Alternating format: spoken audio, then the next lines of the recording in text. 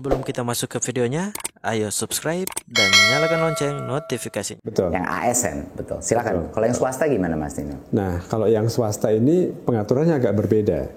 Kalau guru ASN, P3K maupun PNS itu akan diatur di bawah rezim undang-undang ASN. Kalau swasta tentunya mengikuti undang-undang yang berlaku untuk mereka, yaitu undang-undang ketenagakerjaan dan peraturan-peraturan turunannya. Tapi pada prinsipnya, di peraturan pemerintah tentang pengupahan, itu menyebutkan bahwa setiap orang yang melakukan pekerjaan yang sama, itu berhak mendapatkan penghasilan yang sama juga. Artinya, guru swasta itu juga seharusnya mendapatkan penghasilan yang setara dengan guru-guru yang statusnya ASN, berada di sekolah negeri. Betul. Nah, sekarang pertanyaannya, kehadiran negara bagaimana Mas Menteri untuk membantu sekolah-sekolah swasta ini supaya mereka bisa memberikan penghasilan yang layak setara dengan guru-guru ASN tadi? Betul. Benar sekali Mas Tino. Jadi poin pertama yang sangat penting adalah kalau ASN tadi kembali kepada undang-undang ASN. Kalau swasta kembali kepada undang-undang ketenagakerjaan. Dan ini akan menguatkan kapabilitas pemerintah untuk bisa mendorong sekolah-sekolah swasta untuk memberikan gaji atau upah yang jauh lebih layak kepada guru-guru swasta. Karena kita bisa mendorong melewat dua hal. Yang pertama, kita bisa memberikan dana bantuan operasional sekolah yang lebih tinggi untuk menutupi mandat bahwa guru-guru itu dibayar sesuai atau setara dengan guru-guru PNS atau guru-guru ASN. Itu yang pertama. Jadi rencana pemerintah adalah setelah RUU ini keluar adalah untuk meningkatkan dana bantuan operasional sekolah swasta untuk memenuhi kebutuhan kelayakan upah guru-guru swasta. Itu adalah yang pertama. Jadi pemerintah akan hadir dengan memberikan anggaran tambahan kepada yayasan-yayasan, kepada sekolah-sekolah swasta untuk memberikannya. Kedua, bagi sekolah-sekolah swasta yang tidak menggunakan uang itu misalnya untuk memastikan bahwa gurunya dibayar di atas UMR dan lain-lain, dan kita melihat, saya udah banyak sekali sekolah saya lihat yang guru-gurunya bahkan di bawah UMR Mas Tino, dan ini suatu hal yang tidak bisa terus terjadi. Ini memberikan kita, karena sudah menyambung dengan undang-undang ketenagakerjaan, memberikan pemerintah kapabilitas untuk mendorong sanksi-sanksi dan untuk mengatur peraturan dana bantuan operasional sekolah itu, karena itu ada di bawah kontrol kita, untuk memastikan bahwa yang diprioritaskan dulu adalah upah yang layak bagi guru-guru swasta. Jadi dua mekanisme itu adalah benefit ya daripada perubahan di RUU Sisdiknas ini. Jadi melalui peningkatan subsidi kita, BOS, bantuan operasional sekolah, yang itu di bawah kontrolnya Kemendikbudristek. Jadi kita bisa memandatkan, mengharuskan sekolah swasta untuk memprioritaskan penggunaan dana BOS ini bagi penghasilan gurunya, kesejahteraan gurunya. Ya. Dan kalau itu tidak terjadi, ada berbagai macam sanksi yang bisa kita lakukan, termasuk penahanan dana BOS tersebut. Kalau misalnya yayasan itu tidak membayar upah yang layak, gitu.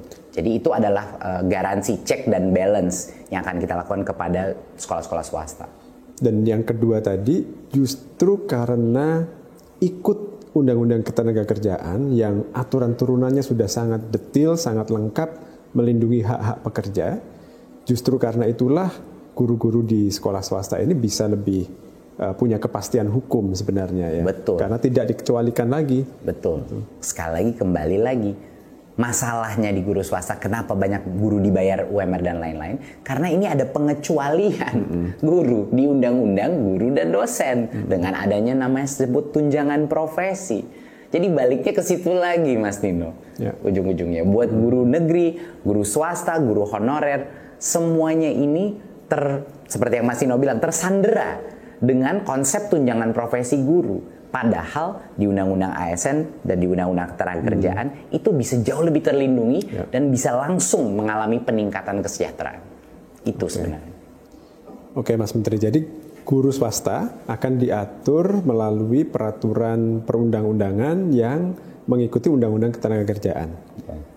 dan mereka akan bisa mendapatkan perlindungan kepastian hukum yang lebih di sana ya. Ya. Nah, tetapi ada persepsi bahwa kalau seperti itu, maka guru tidak menjadi khusus lagi. Itu apa betul seperti itu, Mas Menteri?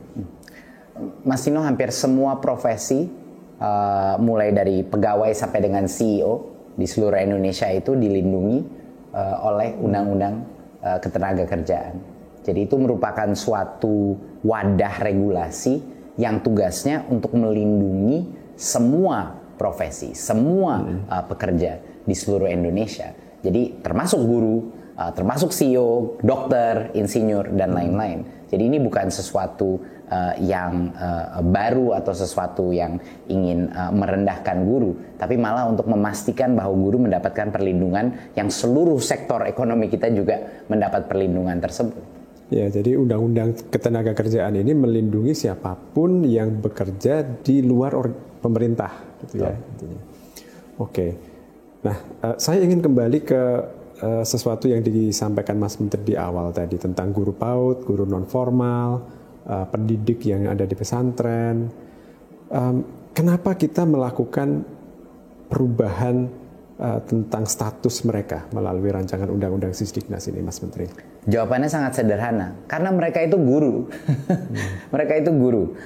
Guru-guru pesantren, pesantren formal, guru-guru PAUD, guru-guru pendidikan kesetaraan. Kami di Kemendikbudristek merasa sudah saatnya untuk mereka diakui sebagai guru. Apalagi kita tahu misalnya PAUD. Kita tahu betapa besarnya peran pendidikan anak usia dini dalam pengembangan di masa depan mereka. Kita sudah tahu, sainsnya sudah sangat terbukti betapa pentingnya. Lalu kenapa guru-guru PAUD ini tidak bisa diakui sebagai guru? Dan kalau diakui dan memenuhi syarat tidak bisa menerima tunjangan gitu. Sama juga dengan guru-guru pesantren. Saya menginap di salah satu pesantren di Jawa Timur, dan fungsi daripada para pengajar-pengajar di pesantren itu ya guru, dan banyak dari mereka yang menggunakan standar nasional pendidikan dan berbagai macam unsur dari kurikulum nasional kita. Jadi menurut saya sudah waktunya bahwa guru-guru pesantren, guru-guru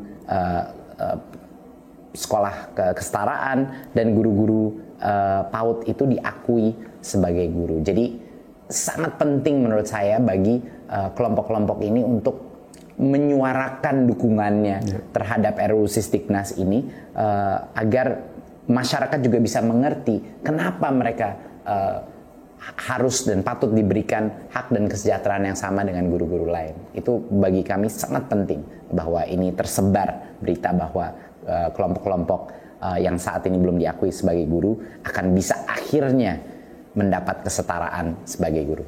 Jadi jangankan tunjangan, pengakuan bahwa mereka adalah guru pun selama ini tidak ada di Undang-Undang Sisdiknas yang berlaku maupun Undang-Undang Guru dan Dosen.